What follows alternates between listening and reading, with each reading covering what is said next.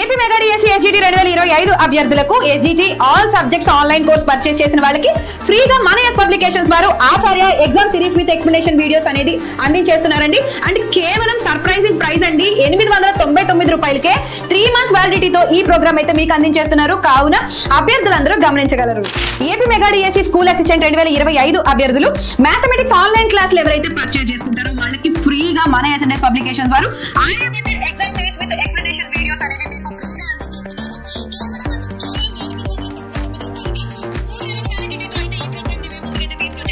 APDSC school assistant 2025 అభ్యర్థులకు social studies online classes ఎవరైతే purchase చేస్తారో వారికి Baahubali exam series with explanation videos ఫ్రీగా అయితే మన ఎస్ పబ్లికేషన్స్ ద్వారా అందించేస్తున్నారు. కేవలం 899 రూపాయలకి ఈ కోర్స్ అనేది మీ ముందుకు తీసుకురావడం అయితే జరిగింది. కావాల్సిన వాళ్ళు ఇప్పుడే ఎస్ పబ్లికేషన్ యాప్ ని ఇన్స్టాల్ చేసుకోండి, కోర్స్ ని పర్చేస్ చేసుకోండి. AP mega DSC school assistant 2025 అభ్యర్థుల కోసం biological science online classes purchase చేసిన వాళ్ళకి ఫ్రీగా 1500+ practice bits and biology methods explanation videos కూడా అందించేస్తున్నారండి మన ఎస్ పబ్లికేషన్స్ వారు. కేవలం 899 రూపాయలకే ఇవన్నీ కూడా మీకు అందిస్తున్నారు. అండ్ 3 months వ్యాలిడిటీతో ఈ ప్రోగ్రామ్ అయితే మీ ముందుకు తీసుకురావడం జరిగింది. AP mega DSC school assistant 2025 అభ్యర్థులకు ఇంగ్లీష్ ఆన్లైన్ క్లాసెస్ పర్చేస్ చేసిన వాళ్ళకి English 40 days exam series program ని మీకు ఫ్రీగా అందించేస్తున్నారు మన ఎస్ పబ్లికేషన్స్ వారు. విత్ ఎక్స్ప్లెనేషన్ వీడియోస్ కూడా ఇందులో ఇంక్లూడ్ చేస్తున్నారు. సో ఈ ప్రోగ్రామ్ మొత్తం కేవలం మీకు 1999 రూపాయలకే అవైలబుల్ గా ఉందండి. 3 months వ్యాలిడిటీతో అయితే ఈ ప్రోగ్రామ్ మీ ముందుకు తీసుకొచ్చేస్తున్నారు. ఈ ప్రోగ్రామ్ పర్చేస్ చేసుకోవాలి అనుకునే వాళ్ళు ఎస్ పబ్లికేషన్ యాప్ ని ఇప్పుడే ఇన్స్టాల్ చేసుకోండి. మీకు కావాల్సిన కోర్స్ ని పర్చేస్ చేసుకోండి, హ్యాపీగా మీ ప్రాక్టీస్ ని కొనసాగించండి. ఏపీడీఎస్సీ స్కూల్ అసిస్టెంట్ 2025 అభ్యర్థులకు తెలుగు కంటెంట్ అండ్ మెథడ్స్ కేవలం 899 రూపాయలకే 3 నెలల వ్యాలిడిటీతో అందించేస్తున్నారు. AP mega DSC school assistant 2025 అభ్యర్థులకు ఫిజికల్ సైన్స్ ఆన్లైన్ క్లాసెస్ కేవలం 1999 రూపాయలకే 3 నెలల వ్యాలిడిటీతో అందించేస్తున్నారు. కావున అభ్యర్థులు గమనించగలరు.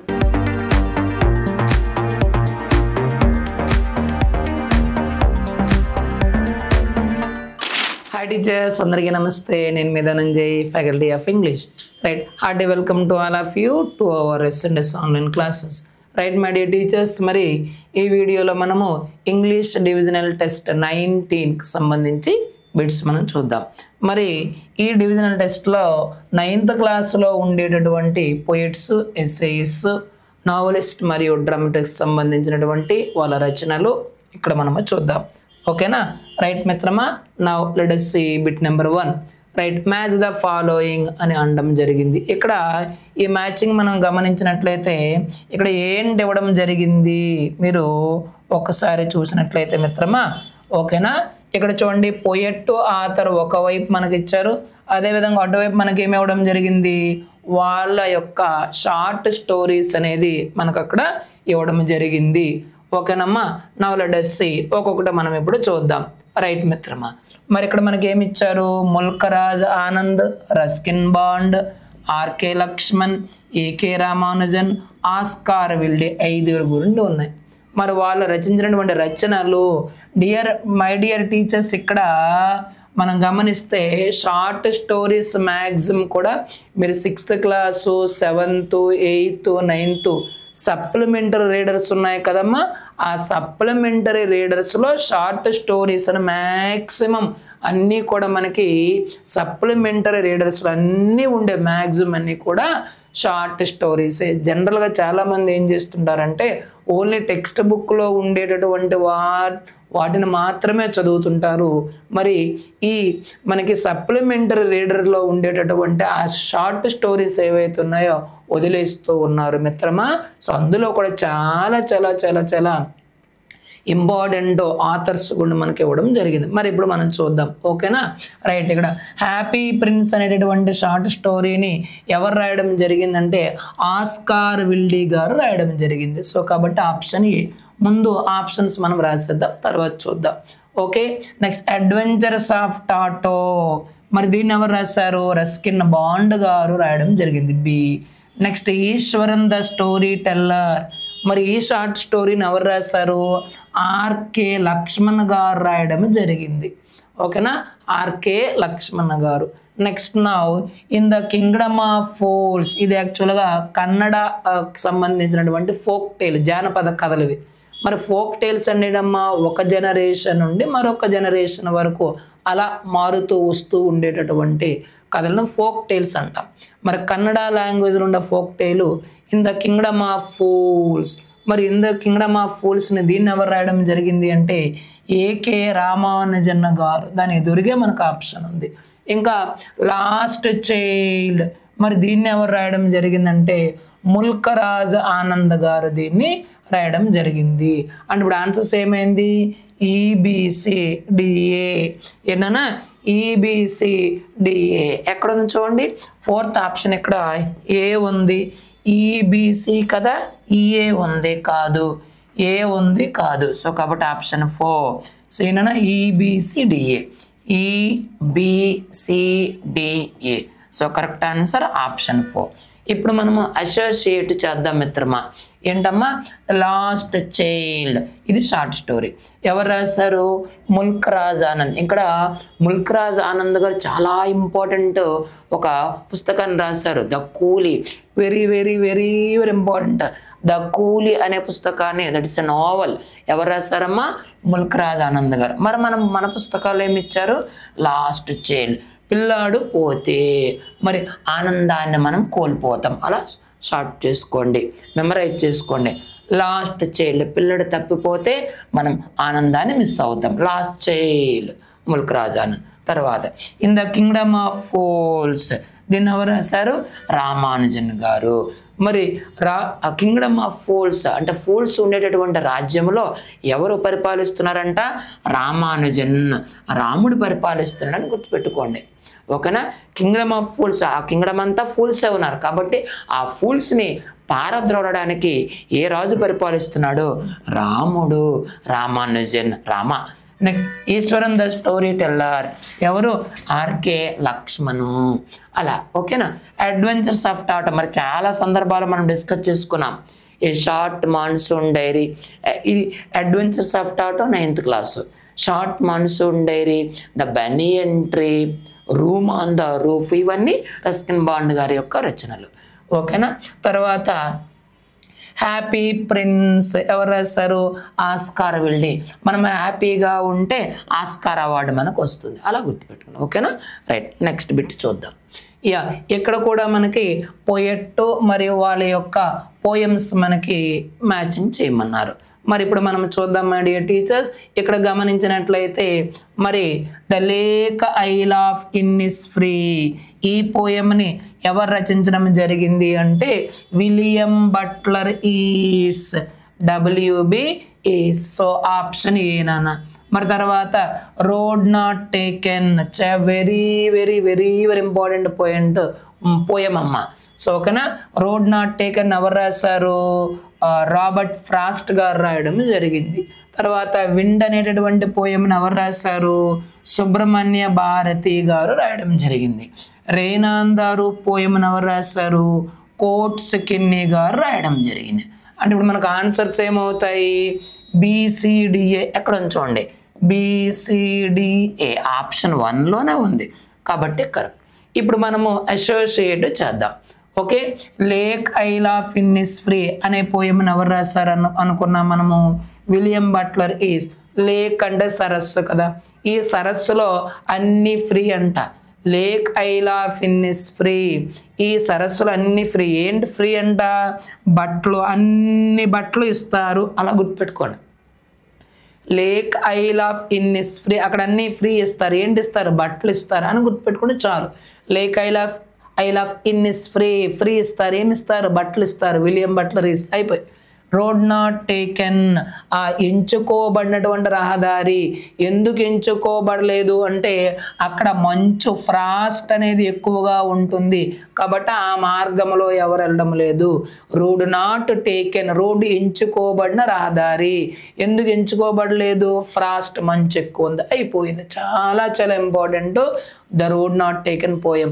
ఈ పోయం మనకి ఏం తెలియజేస్తుందంటే ప్రతి ఒక్కరి జీవితంలో చాలా మనకి భగవంతుడు ఆపర్చునిటీస్ ఇస్తుంటాడు. సో ఆ ఆపర్చునిటీస్ని మనం ఏంటంటే కొన్ని సందర్భాల్లో మనము కరెక్ట్గా తీసుకుంటుంటాం, మరికొన్ని సందర్భాల్లో రాంగ్ డెసిషన్స్ మనం తీసుకుంటాం. సో మనం తీసుకునేటటువంటి డెసిషన్స్ ఏవైతే ఉంటాయో మరి మన జీవితంలో మనం సో ఉన్నత స్థితికి చేరతామా లేదా చేరమా దాన్ని బట్టి మనం తీసుకునేటటువంటి డెసిజన్స్ బట్టి మన లైఫ్ అనేది ఆధారపడుతుంది. ఆ డెసిషన్స్ అనేవి చాలా కేర్ఫుల్గా ఆలోచించి డెసిషన్స్ తీసుకోవాలని చక్కనైనటువంటి సందేశాన్ని ఇస్తూ ఉండేటటువంటి పోయమే రోడ్ నాట్ టేకెన్. ఎవరు రాశారు? Robert Frost. Next wind poem ఎవరు రాశారు? సుబ్రహ్మణ్య భారతి. ఎలా గుర్తుపెట్టుకుంటారు? విండ్ గాలి ఎలా ఇస్తుంది? శుభ్రమగా వీస్తూ ఉంటుంది. గాలి శుభ్రమగా వీస్తే మనం శుభ్రంగా చక్కగా ఉంటాం. గాలి వీయకపోతే షల్టరీ ఒక్కపోతే ఎక్కువైపోతుంది. అలా గుర్తుపెట్టుకోండి. విండ్ ఎలా వీస్తుందమ్మా? శుభ్రమగా వీస్తుంది. సుబ్రహ్మణ్య భారతి అయిపోయి. Rain on the roof. Roof అంటే పైకప్పు. పైకప్పు పైన వర్షం పడుతుంది. నానా పైకప్పు పైన వర్షం పడితే ఏమవుద్ది? పైకప్పు పైన ఉన్న కోటింగ్ అంతా వర్షం పడింది అనుకోండి, ఆ పెయింటింగ్ రంగు గింగ్ అంతా ఏమవుతుంది? ఆ కోటింగ్ అంతా కూడా పోతుంది. లేదు పైన వర్షం పడుతుంది అనుకోండి, మన అమ్మ అంటారు నాన్న వర్షం పడుతుందన్నా రెయిన్ కోట్ వేసుకొని వెళ్ళు అంటారు. అంతే. రెయిన్ ఆన్ ద రూఫ్ పైన వర్షం పడుతుంది కాబట్టి నాన్న ఏం చేస్తావు నాన్న? కోట్ వేసుకొని వెళ్ళు కన్నా. ఓకేనా? Rain on the roof roof పైన వర్షం పడుతుంది కాబట్టి కోట్ వేసుకోకన్నా, కోట్స్ కిన్ని కోట్ వేసుకోకన్నా.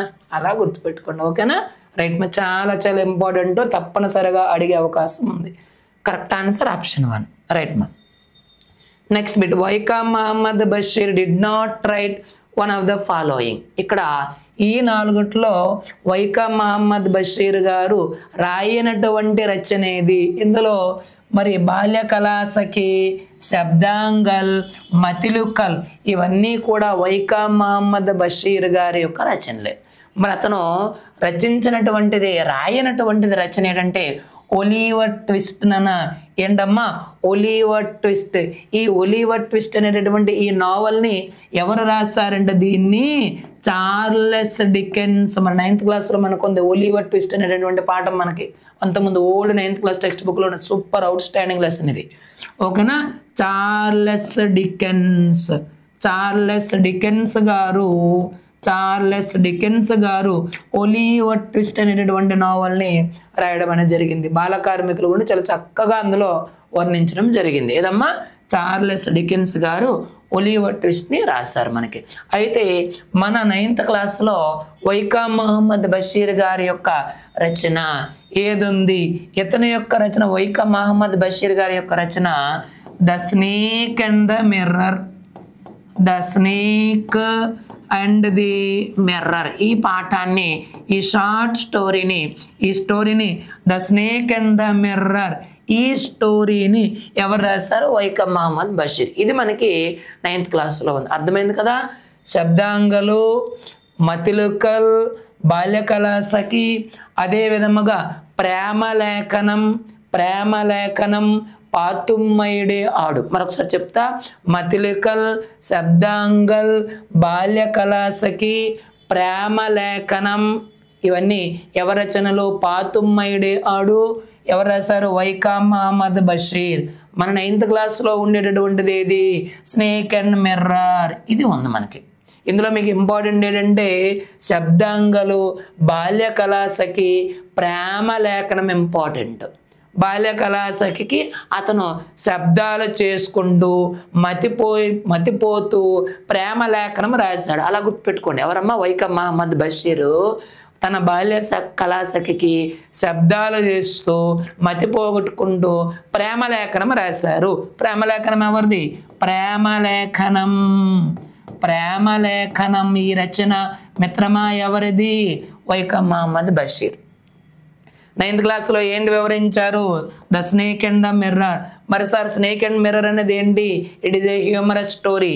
ఒక హోమియోపతి డాక్టర్కి మరియు స్నేక్కి మధ్య జరిగినటువంటి ఒక స్టోరీయే ఏదమ్మా? The snake and the mirror. Actually it was written in Malayalam. Vaikom Mohammed Basheer గారు దీన్ని మలయాళంలో రచించడం జరిగింది. It was translated into English by V Abdullah. Translated by దీన్ని ఎవరు ఆంగ్లంలోకి అనువదించారంటే వి అబ్దుల్లా. ఇవన్నీ మనకి టెక్స్ట్ బుక్లో ఉన్నాయి. వి అబ్దుల్లా గారు మలయాళం నుండి the snake and the mirror అనేటటువంటి రచనని, హ్యూమరస్ స్టోరీని మలయాళం నుండి ఆంగ్లంలోకి అనువదించినటువంటి కవి ఎవరమ్మా? వి అబ్దుల్లా గారు. So what sort of text is the snake and the mirror? Humorous story. ఓకేనా? రైట్ మా. సో నెక్స్ట్ బిట్ చూడండి. Who was called the bard of oven? Bard of oven అని అంటారు. నన్ను ఇక్కడ బార్డ్ అంటే పొయట్ అని అర్థం. ఓకేనా? The poet of Avon. Avon అంటే ఏంటంటే మరి విలియం షేక్స్పియర్ గారు. ఎవరన్నా? విలియం షేక్స్పియర్ గారు. అతను పుట్టి పెరిగినటువంటి ఒక నగరమే, ఒక యాక్చువల్గా అది అవెన్ అనేది ఒక నది అన్నమాట. ఓకే, ఆ నదీ తీర ప్రాంతంలో అతను పుట్టి పెరిగినటువంటి ఒక ప్రాంతమే ఏదమ్మా? అవెన్ అనేటువంటి ప్రాంతం. ఎవరు? విలియం షేక్స్పియర్ గారు. సో ఓకేనా? కాబట్టి ఆ ప్రాంతపు కవి. బార్డ్ అనగా పొయట్ అని అర్థం. So the poet of oven లేదా ద బార్డ్ ఆఫ్ అవెన్ అనే టైటిల్ ఎవరికి పిలుస్తారు? విలియం షేక్స్పియర్కి పిలుస్తారు. సో కాబట్టి కరెక్ట్ ఆన్సర్ ఆప్షన్ 4. మరి రవీంద్రనాథ్ ఠాగూర్ ఏమంటాము? ద బార్డ్ ఆఫ్ బెంగాల్ అంటారు. బెంగాల్ సుప్రసిద్ధ రచయిత. బెంగాల్ అని వెంటనే మనకు గుర్తొచ్చేస్తుంది రవీంద్రనాథ్ ఠాగూర్. ఠాగూర్ గారికి నోబెల్ సాహిత్య పురస్కారం ఎప్పుడు వచ్చింది? 1913లో వచ్చింది. ఏ రచనకు గాను? గీతాంజలి అనే రచనకు గాను. మరి అతని యొక్క రచనలు ఏవమ్మా? గోరా, రవీంద్ర సంగీత్, అమర సోనార్ బంగ్లా. ఓకేనా? The home and the mirror, the home and the world, sorry mirror కాదు, the home and the world. మరి 5th క్లాస్లో పేపర్ బోట్స్ అనే పోయము. అదే విధముగా తర్వాత మనకి ఒకేషన్ అనే పోయం 6th క్లాస్లో వస్తుంది. ద లాస్ట్ బార్గెయిన్ 8th క్లాస్లో వస్తుంది. ఇవన్నీ మనం డిస్కస్ చేయడం జరిగింది. ఓకే మిత్రమా? రైట్. మరి ఏపీజే అబ్దుల్ కలాం గారిని ఏమంటాం? మిసైల్ మ్యాన్ ఆఫ్ ఇండియా అని అంటారు. మరి విలియం షేక్స్పియర్ ఏమంటాం? ద బార్డ్ ఆఫ్ అవెన్ అని అంటారు. విక్రమ్ సేత్ గారికి అలాంటి నిక్ నేమ్స్ ఏవి లేవు. Okay right. నెక్స్ట్ తర్వాత Vikram Seth famous novel the suitable boy. Vikram Seth గారు రచించినటువంటి ఈ ఫేమస్ నోవెల్ షోటబుల్ బాయ్ అనేది దేని గూర్చి రచించడం జరిగింది? Very very important. మన అకాడమీ పుస్తకంలో కూడా ఈ షోటబుల్ బాయ్ యొక్క ఆథర్ ఎవరని ఉంది. షోటబుల్ బాయ్ దీని యొక్క ఆథర్ ఎవరన్నా? విక్రమ్ సేత్, ఇండియన్ ఆథర్, మన భారతీయ కవి. ఓకేనా? రైట్. మరి ఏం రాశారంటే ఇందులో? The relationship and marriages of 4 families in post independence India. ఓకేనా?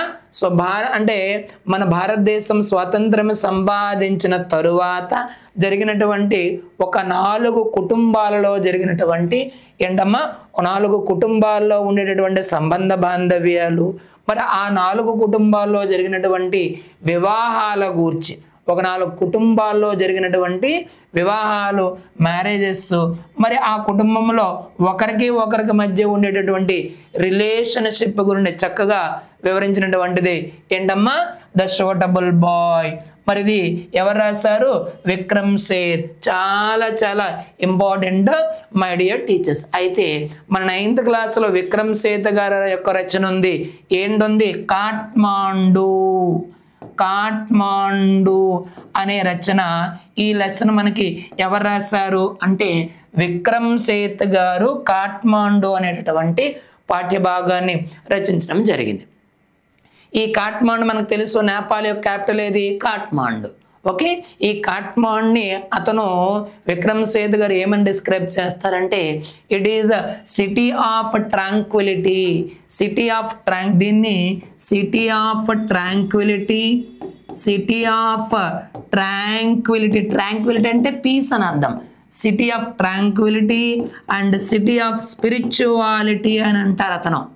సో కాట్మాండుని ఏ విధంగా డిస్క్రైబ్ చేయడం జరిగింది అంటే city of tranquility and city of spirituality.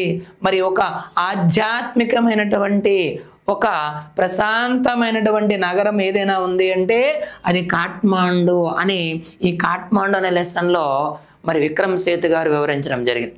9th క్లాస్లో ఉండేటటువంటి లెసన్ అది. ఓకేనా? షోటబుల్ బాయ్ ఎవరు? విక్రమ్ సేత్. 9th క్లాస్లో ఏ లెసన్ ఉంది? కాట్మాండు. ఎవరు రాశారు? విక్రమ్ సేత్. అందులో అతను ఏమని వివరించారు, కాట్మాండ్ని city of tranquility and spirituality అని మనకు అతను వివరించడం జరిగింది. అయితే ఇందులో ఈ కాట్మాండ్లో ప్రధానంగా అతను దేని గురించి అంటే ఈ డిస్క్రైబ్స్ 2 టెంపుల్స్, పశుపతినాథ్ టెంపుల్ ఒకటి, అలాగే బౌద్ధనాథ్ శ్రైన్. పశుపతినాథ్ అంటే శివుని దేవాలయం, శివుని దేవాలయం, పశుపతినాథ్ టెంపుల్, అదేవిధంగా బౌద్ధనాథ్ శ్రైన్, ఇవి బౌద్ధ దేవాలయం. ఈ 2 సందర్శించి ఎవరు, విక్రమ్ సేత్ గారు. మరి అక్కడ అతనికి ఎదురైన అనుభవాలు, ఆ దేవాలయాలు ఎలా ఉన్నాయో మొత్తం కూడా కాట్మాండ్ అనేటటువంటి ఇక్కడ మనకి ఈ లెసన్లో వివరించడం జరిగింది. ఓకేనా. మరి ఇతని యొక్క విక్రమ్ సేత్ గారు ఇతని యొక్క మరికొన్ని ముఖ్యమైన రచనలు చాలా ఇంపార్టెంట్ అన్న ఇతర రచనలు, ద గోల్డెన్ గేట్ ఏనా, the golden gate, unequal music, చాలా ఇంపార్టెంట్ ఇవి. The golden gate and equal music, ఇవి చాలా important. Suitable boy, the golden gate and equal music ఎవరి రచనలు, విక్రమ్ సేత్. ఓకేనా రైట్ మై డియర్ టీచర్స్. అయితే ఈ కాట్మాండు అనేటటువంటి లెసను దేని నుండి అంటే it is extracted from heaven lake. Heaven lake అనేటటువంటి పుస్తకము నుండి it is extracted from heaven lake. So haven lake అనేటటువంటి పుస్తకము నుండి కాట్మాండు అనేటటువంటి పాఠ్యభాగాన్ని ఎక్స్ట్రాక్ట్ చేయడం జరిగింది. ఓకేనా, దీన్ని సంగ్రహించారు. అయితే సార్ ఈ హెవెన్ లేక్లో అతను ఏంటి వివరించారంటే, మరి విక్రమ్ సేత్ గారు చైనా నుండి మరి మన భారతదేశానికి సందర్శించినప్పుడు అంటే టిబెట్ మీదుగా వస్తారు. చైనా, టిబెట్, తర్వాత ఇండియా. చైనా నుండి ఇండియాకి వచ్చేటప్పుడు అతనికి ఆ ట్రావెలింగ్లో ఎదురైనటువంటి అనుభవాలు, మరి అతను సందర్శించినటువంటి నగరాలు ఎలా ఉన్నాయి, ఇవన్నీ కూడా ఇందులో హెవెన్ లేక్లో పొందుపరచడం జరిగింది. దాని నుండి సంగ్రహించబడిందే కాట్మాండ్. ఓకేనా రైట్. సో నెక్స్ట్ బిట్ చూడండి, which of these works was written by Vikram Seth. ఇప్పుడే మనం నేర్చుకున్నాం. మరి ఎవరమ్మా, అంతకుముందు బిట్ చూడండి, ఎవరు, విక్రమ్ సేత్, ఇండియన్ ఆథర్. ఏవవి, suitable boy, golden gate, unequal music, అలాగే హెవెన్ లేక్ ఎవరి రచనలు, విక్రమ్ సేత్. మరి ఇప్పుడు బిట్ చూడండి, which of the following works was written by Vikram Seth. Suitable boy right. మరి భారతదేశం స్వాతంత్రం సంపాదించిన తర్వాత, మనకు స్వాతంత్రం వచ్చిన తర్వాత ముఖ్యంగా 4 కుటుంబాలు సంబంధ బాంధవ్యాలు, అలాగే వివాహ బంధాల గురించి చక్కగా షోటబుల్ బాయ్లో వివరించడం జరిగింది. నావల్ అది ఇతనే రాశారు. గోల్డెన్ గేట్ ఇది కూడా విక్రమ్ సేత్ గారే. అన్ఈక్వల్ మ్యూజిక్ ఈ నావల్ కూడా విక్రమ్ సేత్. అయితే గమనించండి, మరి మన డిఎస్సిలో కొన్ని సందర్భాలు ఎలా అడుగుతున్నారు, ఓకేనా. The literary work of Vikram Seth golden gate is a dash. మరి విక్రమ్ సేత్ గారు రచించినటువంటి గోల్డెన్ గేట్ అనేది ఏమవుతుంది, it is a dash. Novel, drama, poem, short story అని కొన్ని ఎగ్జామ్స్లో కూడా మనకు ఒకసారి అడగడం జరిగింది. కాబట్టి కొద్దిగా ఫోకస్ చేయండి. సో కాబట్టి ఇవన్నీ నావల్స్ ఎవరు రాశారమ్మా, విక్రమ్ సేత్ గారు రచించడం జరిగింది. ఓకే, నెక్స్ట్ బిట్ చూడండమ్మా. What is the central theme of the poem a slumber did my spirit sale.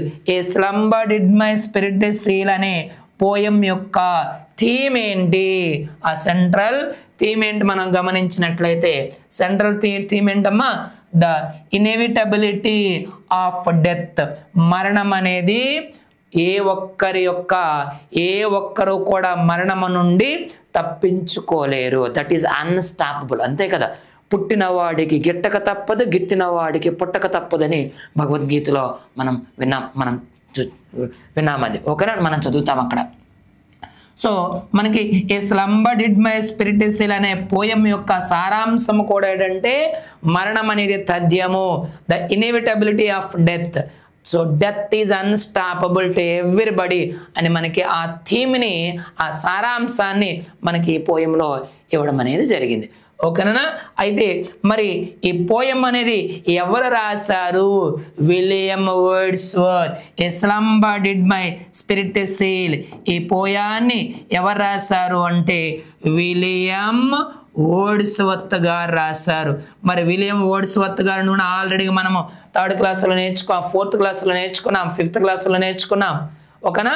మరి అక్కడ ఏం రాశారు విలియం వర్డ్స్వర్త్ గారు? Written in March, kitten at play. Kitten గుర్తొస్తుందా? కిటెన్ ఎట్ ప్లే, కిటెన్ ఆడుకుంటుంది దేంతో? వర్డ్స్తో. William Wordsworth kitten at play, written in March రాశారు. Kitten at play, written in March, William Wordsworth. అలాగే మరి 9th క్లాస్లో మనకు పోయం ఉంది, a slumber did my spirit seal. ఈ పోయాన్ని విలియం వర్డ్స్వర్త్ గారు రాశారు. అయితే మనకు డిఎస్సిలో ఎలా అంటే పోయం ఏంటి, పోయెట్ ఎవరు, ఆ పోయం దేని గురించి, అతని యొక్క రచనలు ఏవి, దీనిపైన ఎక్కువగా అడుగుతున్నారు. అది నోవలా, అది లేదంటే అది డ్రామా, ప్లేయా అడుగుతున్నారు, చూసుకోండి. Okay, slumber did my spirit seal ఎవరు రాశారన్నా? William Wordsworth. ఇక్కడ సార్ స్లంబర్ అనగా జనరల్ మీనింగ్ ఏంటంటే డీప్ స్లీప్ అని అర్థం, డీప్ స్లీప్. కానీ ఇక్కడ ఏంటంటే డెత్ అని అర్థం, మరణము అని అర్థం. ఈ పోయం దేని గురించి తెలియజేస్తుంది? Inevitability of death. Death is unstoppable to everybody. ఎవరికైనా సరే మరణాన్ని ఆపడము ఏ ఒక్కరి తరము కాదు, మరణము తథ్యము అని మనకి ఈ పోయం సారాంశం తెలియజేస్తుంది. రైట్. అయితే యాక్చువల్గా మరి ఇది ఎవరిని ఉద్దేశించి రాశారంటే మరి విలియం వర్డ్స్వర్త్ గారి యొక్క లవర్ అండి. ఎవరు? ఆవిడ పేరు లూసీ. మరి తన యొక్క లవరు, తన యొక్క భార్య లూసీ, ఈమె చనిపోయిన తర్వాత తన అతిగా ప్రేమించినటువంటి లూసీ అనే ఆవిడ చనిపోయిన తర్వాత అతను ఏ విధంగా ఫీల్ అయ్యాడు అనేది ఈ పోయంలో మనకి వివరించడం జరిగింది. ఓకే, ఆ లూసీ పోయమ్స్ మొత్తము మనకి తను ఒక 5 పోయమ్స్ రాశారండి. తన భార్య, తన ప్రేమికురాలు లూసీ అనే ఆవిడ చనిపోయిన తర్వాత 5 లూసీ పోయమ్స్ రాశారు. 5 లూసీ పోయమ్స్. ఆ 5 లూసీ పోయమ్స్లో ఒక పోయము ఏంటంటే a slumber did my spirit seal. అర్థమవుతుందనా? ఇది మరి a slumber did my spirit seal గురించి. Correct answer option 2. నెక్స్ట్ చూడండి, what is the title of William Wordsworth. మరి ఇప్పుడే మనం నేర్చుకున్నాం విలియం వర్డ్స్వర్త్ గురించి. ఏంటది? A slumber did my spirit seal. అది ఎవరి పోయం? Lucy poem. అది లూసీ పోయమ్స్లో ఒకటి. ఓకేనా? రైట్. దేని గురించి తెలియజేస్తుంది? Inevitability of death. మరి అంతకుముందు మనం నేర్చుకున్నాం విలియం వర్డ్స్వర్త్ ఫ్రెండ్ ఎవరమ్మా? ఎవరు? Samuel Taylor Coleridge. What was their joint publication? Their joint publication was lyrical ballads. Lyrical ballad. Lyrical ballads అనేది కొన్ని కవితల యొక్క సంకలనము. that opens with the rhyme of the mariner, ancient mariner అనేటటువంటి పోయంతో lyrical ballad start అవుతుంది. గుర్తొస్తుందా? మరి William Wordsworth గారు, Samuel Taylor Coleridge ఇద్దరు కలిపి రాసినటువంటిది ఏదమ్మా? Lyrical ballads. లిరికల్ బల్లాడ్స్లో స్టార్టింగ్ పోయం ఏదది? The rime of the ancient mariner. The poem was written by whom? Samuel Taylor Coleridge. Lyrical ballads starting poem The Rime of the Ancient Mariner. అది ఎవరు రాశారు? Samuel Taylor Coleridge గారు రాశారు. And lyrical ballads last poem that ends with the lines written about Tintern Abbey. ఇది ఎవరు రాశారు? William Wordsworth గారు. అది చూద్దాం. ఓకే, అయితే ఇక్కడ okay, what is the title of William Wordsworth's most famous work, often considered the foundation of English Romanticism? అతని యొక్క రచన అయినటువంటి ఏ రచనని ఫౌండేషన్ ఆఫ్ ఇంగ్లీష్ రొమాంటిసిజం అని అంటారు? ఏ రచనని ఫౌండేషన్ ఆఫ్ ఇంగ్లీష్ రొమాంటిసిజం అని అంటారు అని మనం గమనిస్తే లిరికల్ బల్లాడ్స్. దేనన్నా? లిరికల్ బల్లాడ్స్ని టీచర్స్ లిరికల్ బల్లాడ్స్ని the foundation of English romanticism అని అంటారు. ఓకేనా? మరి సార్ ఈ లిరికల్ బల్లాడ్స్ మనకు ఆల్రెడీ టెక్స్ట్ బుక్లో ఇవ్వడం జరిగింది. లిరికల్ బల్లాడ్స్ అంటే it is a collection of some poems. కొన్ని పోయమ్స్ యొక్క కలెక్షన్, అది సంకలనం. స్టార్టింగ్ పోయం ఎవరు రాశారు? తన ఫ్రెండ్ అయినటువంటి శామ్యూల్ టైలర్ కలరేజ్. ఏంటది? The rime of ancient mariner. మరి లిరికల్ బల్లాడ్స్లో లాస్ట్ పోయం ఏది? Lines written about Tintern Abbey. అది ఎవరు రాశారు? వర్డ్స్వర్త్. లిరికల్ బల్లాడ్స్ ఇద్దరు రాశారు, విలియం వర్డ్స్వర్త్, తన ఫ్రెండ్ శామ్యూల్ టైలర్ కలరిజ్. మరి లిరికల్ బల్లాడ్స్ని సో దీన్ని ఎప్పుడు ప్రచురించడం జరిగిందంటే 1798లో దీన్ని 1798లో దాన్ని ప్రచురించడం జరిగింది. అయితే ఇక్కడ ప్రెల్యూడ్, టిండన్ అబీ, ఓట్, ఇంటిమేషన్స్ ఆఫ్ ఇమ్మోర్టాలిటీ ఈ 3 కూడా విలియం వర్డ్స్వర్త్ రాశారు. జాగ్రత్త చూడండి, ఈ 4 విలియం వర్డ్స్వర్త్ రాశారు. అయితే ఇందులో లిరికల్ బల్లాడ్స్ని దీన్ని ఏమంటారు అంటే this is the foundation of English romanticism అని అంటారు. అయితే ఇక్కడ ఇంకొక పాయింట్ మనం గుర్తుపెట్టుకోవాలి, ఈ 4 అతనివే. లిరికల్ బల్లాడ్స్ని ఫౌండేషన్ ఆఫ్ ఇంగ్లీష్ రొమాంటిసిజం అని అంటారు ఒకటి. తర్వాత ఇంకొకటి ప్రెల్యూడ్ ఏంటంటే దాన్ని the spiritual autobiography of William Wordsworth అని అంటారు. ఓకేనమ్మా, స్పిరిచువల్ ఆటోబయోగ్రఫీ అని అంటారు దేన్ని, ప్రెల్యూడ్ని. అది ఎవరు రాస్తారు, ఎవరిది అది, విలియం వర్డ్స్వర్త్ది. సరేనా, రైట్. నెక్స్ట్ చూడండి, fear no more is a part of which Shakespearean play. Right, fear no more అనేది ఎవరు రాశారు, విలియం షేక్స్పియర్ గారు దీన్ని రచించడం జరిగింది. అయితే ఈ ఫియర్ నో మోర్ అనేది ఇది ఒక పాట నాన్న, ఇది ఒక సాంగ్ యాక్చువల్గా. అయితే విలియం షేక్స్పియర్ గారు రచించినటువంటి ఏ నాటికలో ఈ పోయం అనేది, పాట అనేది పొందుపరచబడింది? ప్లే అంటే నాటిక. మరి ఎందులో టెంపెస్ట్, సింబల్ అయిన మ్యాక్బెత్, హ్యామ్లెట్. మరి టెంపెస్ట్, సింబల్ అయిన మ్యాక్బెత్, హ్యామ్లెట్ ఇవన్నీ ఎవరు రాస్తారు, విలియం షేక్స్పియర్ నాటికలు. అతను రాసినటువంటి నాటికలే. అయితే అందులో ఏ నాటికలో ఫియర్ నో మోర్ అనేటటువంటి సాంగ్ ఉంది? సింబలైన్. ఏదమ్మా కరెక్ట్ ఆన్సర్? సింబలైన్ అనేటటువంటి ప్లే నాటిక, అందులో ఫియర్ నో మోర్ అనేటటువంటి సాంగ్ అనేది ఉంది. నెక్స్ట్ చూడండి, which of the following is a tragedy written by William Shakespeare. మరి విలియం షేక్స్పియర్ యొక్క మనకు తప్పనిసరిగా విలియం షేక్స్పియర్ పైన ఒక బిట్టు వచ్చి తీరుతుందని అనుకుంటున్నాం నాన్న, చదవండి. రైట్, అయితే ఇందులో విలియం షేక్స్పియర్ గారి యొక్క ట్రాజెడీస్ ఏది అన్నారు. 4 ఉన్నాయి, అందులో ట్రాజెడీ ఏది? ఇక్కడ టెంపెస్ట్ చూడండి, the midsummer night's dream, taming of the shrew, అలాగే ద టెంపెస్ట్.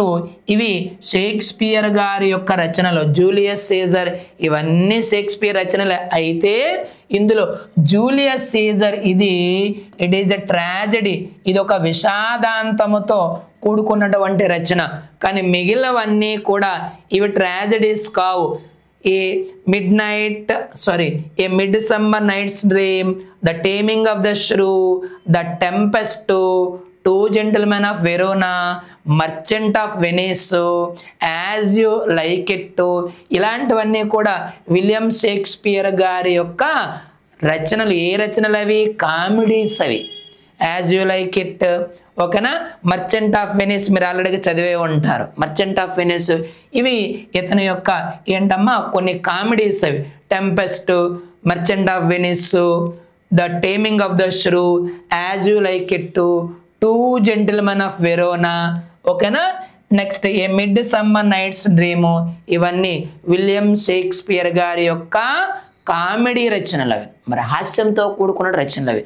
కానీ జూలియస్ సీజర్ మాత్రము ఇది ట్రాజెడీకి సంబంధించినది. మరి అదే బిట్ అడిగారు మనకి, which of the following is a tragedy.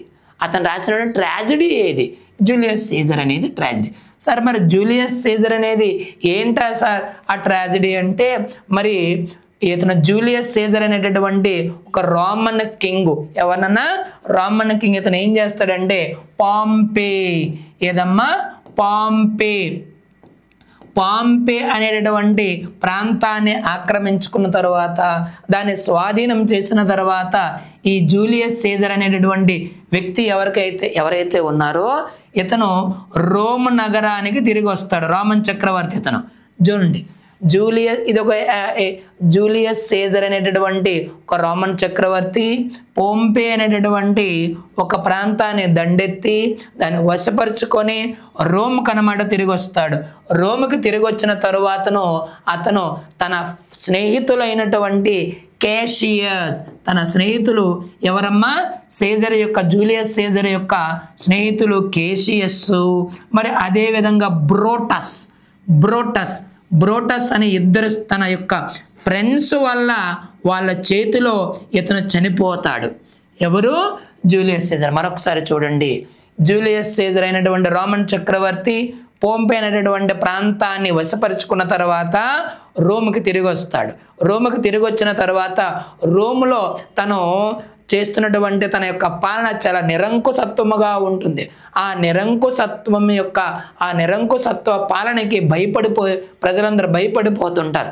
So కాబట్టి వీడు ఉంటే మరి రాజ్యానికే ప్రమాదం అని చెప్పి సో తన స్నేహితులు క్యాషియస్, ఈ జూలియస్ సీజర్ యొక్క స్నేహితులే క్యాషియస్, బ్రోటస్ అనే ఇద్దరు స్నేహితులు కలిపి సో ఒక కుట్ర వేరే వాళ్ళతో కలిపి కుట్ర పన్ని సో జూలియస్ సీజర్ని చంపేనమాట, పొడి చేస్తారు, చంపేస్తారు. అది మనకి స్టోరీ. సో కాబట్టి జూలియస్ సీజర్ అనేది ఏంటమ్మా, it is a tragedy written by whom, William Shakespeare. Right, okay. అంటే మీకు స్టోరీ చెప్తే గుర్తుంటుంది కదా అని చెప్తున్నా. Right, ma. Next now, the poem Legend of the Northland is based on which type of folklore? మరి లెజెండ్ ఆఫ్ ది నార్త్లాండ్, యాక్చువల్గా legend అంటే ఇక్కడ ఏంటంటే ఒక కట్టు కథ అని అర్థం. మరి ఈ లెజెండ్ ఆఫ్ ది నార్త్లాండ్ అనేటటువంటి poem it is based on which type of folklore, ఏ రకానికి చెందినటువంటి ఒక జానపద గీతం అది. ఓకేనా? ఏంటంటే క్రిస్టియన్ మిథాలజీ. ఏంటమ్మా? It is a Christian mythology అండి. ఏంటి సార్ ఈ స్టోరీ? మరి ఇది ఈ లెజెండ్ ఆఫ్ ది నార్త్లాండ్ అనేటువంటి దీన్ని మనకి ఎవరు రాయడం జరిగిందంటే ఫోబ్ క్యారీ. ఎవరన్నా? ఫోబ్ క్యారీ అనేటటువంటి అతను పోయట్టు ఈ పోయంని రాయడం జరిగింది.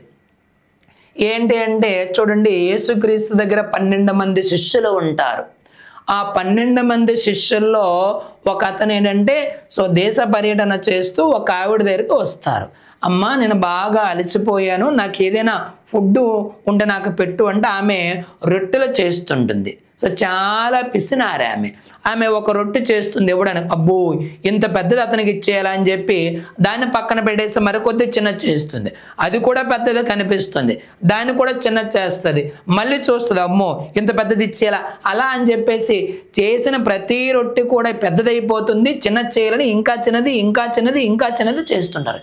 ఈలోగా ఈ యేసుక్రీస్తు శిష్యులైనటువంటి ఒక అతను ఎవరైతే ఆ రొట్టె కోసం ఆకలి కోసం వచ్చారో, అమ్మ నేను తిరిగి వచ్చాను, ఇంకా ఫుడ్ కానీ తీసుకోకపోతే పడిపోయేటువంటి స్థితిలో ఉన్నాను అని చెప్పి అతనికి తన కోపం అన్నమాట తెప్పిస్తుంది ఆవిడ ఆ పిసినారితనం వల్ల. సో కాబట్టి అతను ఆమెకి శపించేస్తాడు, నువ్వు ఒక పక్షిలా నువ్వు మారిపోగాక, నువ్వు ఆహారం కొరకు నన్ను ఎంతైతే ఇబ్బంది పెట్టావో నువ్వు అదే ఆహారం కొరకు చెట్టు పైన ఎప్పుడు కూడా నువ్వు సో ఆ ఆహారం కొరకు వెతుకుతూ ఉంటావని చెప్పి శపించేసి వెళ్ళిపోతాడు. ఆ శాపమే వడ్రంగి పెట్టగా మారిపోతుంది. అది మనకు తెలుసు కదా. రైట్. సో ఎవరు రాశారన్నా? Phoebe Cary. So the legend of the నార్త్లాండ్కి సంబంధించినటువంటి ఒక చిన్న కట్టు కథ. సో అందరూ అంటుంటారు అది. ఓకేనా? సో మరి ఇది క్రిస్టియన్ మెథాలజీది కాబట్టి ఆన్సర్ ఆప్షన్ 3. నెక్స్ట్ బిట్ చూడండి అమ్మా.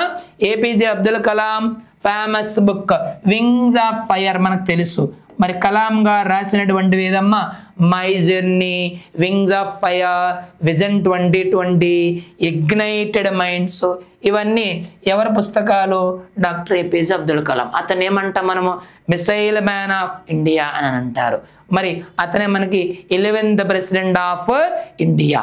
ఓకేనా? సరే, మరి ఈ అబ్దుల్ కలాం గారి యొక్క వింగ్స్ ఆఫ్ ఫైర్ అనే బుక్, మరి దీని నుండే మనకి మై చైల్డ్హుడ్ 10th క్లాస్లో వస్తుంది, మనకి 9th క్లాస్లో కూడా ఉంది. మై చైల్డ్హుడ్ అనేటటువంటి పాఠాన్ని దేని నుండి ఎక్స్ట్రాక్ట్ చేయడం జరిగింది? వింగ్స్ ఆఫ్ ఫైర్ నుండే. అయితే ఈ వింగ్స్ ఆఫ్ ఫైర్ అనేది ఏంటమ్మా అంటే ఇట్ ఈస్ అన్ ఆటోబయోగ్రఫీ, అతని యొక్క జీవిత చరిత్ర, స్వీయ జీవిత చరిత్ర. ఓకేనా? Next, which of the following is written by Homer? Homer అనేటటువంటి పొయెట్ రాసినటువంటి లిటరరీ వర్క్ ఏది? హోమర్ గారు ఏది రాశారు? భగవద్గీత. అమ్మ భగవద్గీత రాశారా? భగవద్గీత రాయలేదు కదా. భగవద్గీత ఎందులో ఉంది? అది మరి మహాభారతంలోని ఒక పార్టు భగవద్గీత. మరి మహాభారతాన్ని ఎవరు రాశారు? వేదవ్యాసుడు రాశారు, మనకు తెలుసు. ఇలియడ్, ఎస్, ఇది కరెక్ట్ ఆన్సర్. మరి మన అకాడమీ పుస్తకంలో చూస్తే very first bit poets poems అని ఉంటుంది, అది ఎవరు రాశారు? ఇలియడ్ అనే పోయమ్ని ఎవరు రాశారనా? హోమర్. సరే, అలా గుర్తుపెట్టుకోవాలి. ఇలియడ్ దాన్ని ఇల్లద్ది అని గుర్తుపెట్టుకోండి. ఇల్లద్ది మనకి ఎవరికి ఇస్తాం? మనం ఏ హోమ్లో ఉంటే ఆ హోమర్కి ఇస్తాం అని గుర్తుపెట్టుకోండి. ఇల్లద్ది మన ఇంటి ఓనర్కి ఇస్తాం కదా, చిన్న మార్పు చేయండి. ఇల్లద్ది ఎవరికి ఇస్తాం? ఏ హోమ్లో ఉంటే ఆ హోమర్కి ఇస్తాం. ఇల్లద్ది ఎవరికి ఇస్తాం? హోమర్కి ఇస్తామని గుర్తుపెట్టుకోండి. ఇల్లద్ది ఏ హోమ్లో ఉంటే ఆ హోమర్కి ఇస్తాం, అంతే, అయిపోయి. Iliad, Homer. Next, divine comedy చాలా చాలా ఇంపార్టెంట్ మిత్రమా. డివైన్ కామెడీని మరి దీన్ని ఎవరు రాశారు? డాంటే గారు రాశారు. మరి డాంటే గారు రచించినటువంటి డివైన్ కామెడీని ఆంగ్లంలోకి అనువదించింది ఎవరు? Henry Wadsworth Longfellow. గుర్తొచ్చిందా? రైట్, మనం 3rd 4th క్లాస్లో నేర్చుకుంటాం అది. ఓకేనా? రైట్. మరి రామాయణాన్ని ఎవరు రాశారు? వాల్మీకి. ఓకేనా? Correct answer option 2. రైట్ మా. Next, who is the poet of the poem on killing a tree? On killing a tree అనేటటువంటి ఈ పోయంని ఎవరు మనకు రచించడం జరిగింది అని అంటే ఎవరమ్మా? గివ్ పటేల్. గివ్ పటేల్ గారు ఈ పోయంని రచించడం జరిగింది. ఓకేనా? రైట్. అంటే మనం చెట్లుని మనం ఏంటంటే దాన్ని విచక్షణ రహితంగా మనం చంపేస్తున్నాము. ఒక చెట్టును చంపాలంటే ఎన్ని చేసినా సరే మళ్ళీ బ్రతికేస్తుంది అని చెప్పి కొంచెం వ్యంగ్యముగా మానవుల యొక్క వైఖరిని ఆన్ కిల్లింగ్ ఏ ట్రీలో గివ్ పటేల్ గారు దాని గురించి చక్కగా వివరించడం జరిగింది. Right. Which of the following is comedy written by Shakespeare? మరి షేక్స్పియర్ యొక్క రచనల్లో ఇందులో ఏది కామెడీ అని మనకి ఇవ్వడం జరిగింది. ఓకేనమ్మా? రైట్. ఇందులో కామెడీ ఏంటంటే much ado about nothing. Much ado about nothing, ఇది విలియం షేక్స్పియర్ గారి యొక్క కామెడీ. మిగిలినటువంటిది హ్యామ్లెట్, ఇందాక చెప్పుకున్నాం. జూలియస్ సీజర్ స్టోరీ కూడా చెప్పాను. సీజర్కి తన యొక్క స్నేహితులు చంపేస్తారు. క్యాషియస్, బ్రూటస్ అనే స్నేహితులు చంపేస్తారు. అది ట్రాజిడీ. హ్యామ్లెట్ కూడా ట్రాజిడీయే. ఒథెల్లో అనేది ట్రాజిడీ. మరి కామెడీస్ ఏవి? As you like it. ఓకేనా? 2 gentlemen of Verona, 2 gentlemen of Verona, merchant of Venice, ఇవన్నీ కూడా ఇతను రాసినటువంటి comedies. Much ado about nothing మా. Next, the phrase all the world is a stage is from which of Shakespeare's play? మరి Shakespeare గారు రచించినటువంటి నాటికల్లో ఒక నాటికలు అతను all the world is a stage, ఈ ప్రపంచమంతా కూడా ఒక స్టేజ్, ఆ స్టేజ్ పై మనమందరం కూడా యాక్టర్స్, మనం యాక్ట్ చేస్తున్నాము. ఆ పై ఉన్నటువంటి వాడు అతను మనకి భగవంతుడు మనకి డైరెక్ట్ చేస్తున్నాడు. ఇది ఒక నాటక స్థలము, ఇది ఒక నాటక స్థలము, రంగస్థలము, ప్రపంచమే రంగస్థలము అని గొప్ప మాట అన్నటువంటి వ్యక్తి ఎవరమ్మా? So William Shakespeare. అయితే ఏ నాటికలో ఈ ఆల్ ద వరల్డ్ ఈజ్ అమ్మది, all the world is a stage, all the world is a stage అని అతను అన్నారు. All the world is a stage అది. ఓకేనా? గుర్తుపెట్టుకోండి. రైట్. ఎక్కడ అన్నారంటే ఎక్కడన్నారు? As you like it, as you like it అనేటటువంటి నాటికలో అతను ఈ మాట అనడం జరిగింది. ఈ ప్రపంచమే ఒక నాటక స్థలం, అంతే కదా. మరి ఇదంతా మనం we are all actors and the god is creator, destroyer, director, what else, everything అతనే. Okay right. జై శ్రీమన్నారాయణ. అయిపోయిందమ్మా. This is divisional test 19. Thank you teachers. Right, let us meet in the next video.